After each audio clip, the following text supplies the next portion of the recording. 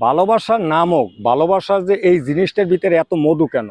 সেই ভালোবাসায়, যেই ভালোবাসায় মানুষকে কাঁদায়, শুধু চোখের পানি ছাড়া আর কিছু দিতে পারে না, সেই ভালোবাসা নিয়ে মানুষ এত গবেষণা কেন? যেই ভালোবাসা মানুষকে দিনে দিনে তিলে তিলে ক্ষয় করে ফেলাই দেয়, মানুষের জীবনকে নষ্ট বানাই ফেলাই দেয়, সেই ভালোবাসায় এত এত কেন কাহিনী? একটা মানুষকে ভালোবেসে তারে বুকের মাঝে নিয়ে তারে যে ছুঁড়ে ফেলে দেওয়া, এর নাম কি ভালোবাসা? না রে ভাই, এর নাম ভালোবাসা না। ভালোবাসা এমন একটা জিনিস যে মানুষকে সে একটা ছাতার মতন হয়ে তার পাশে থাকে।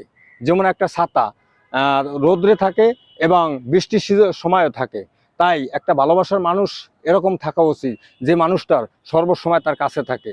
সেই ভালোবাসাকে আমরা কি করি? ভালোবাসার নামে ছলনা করে 2 দিন পরে তারা ছুঁড়ে ফেলে দিই। না রে ভাই, এটার নাম ভালোবাসা না, এটার নাম হচ্ছে অভিনয়। অভিনয় কখনো কারোর সাথে অভিনয় করাটা ঠিক না। আল্লাহ পাক রব্বুল আলামিন যখন মানুষকে সৃষ্টি করেছেন, তখন অভিনয় করাটাকে প্রথম সূচনায় লিখেছেন যে কোনো মানুষকে অবহেলা বা অভিনয় কারোর সাথে করিও না। তাই আমি এটাই বলি যে ভালোবাসা, যে যাহাকে ভালোবাসেন তাকে বুকের মাঝে রাখেন, কিন্তু কাউকে মাঝপথে নিয়ে ছেড়ে দিয়েন না। তাহলে হবে তার সাথে মুনাফিকি করা।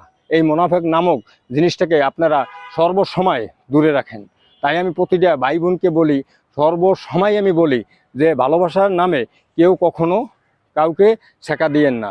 এই ভালোবাসার ছেঁকা দিয়ে এর জীবনে আমার জীবনটা তছনছ হয়ে গেছে। আল্লাহ হাফেজ।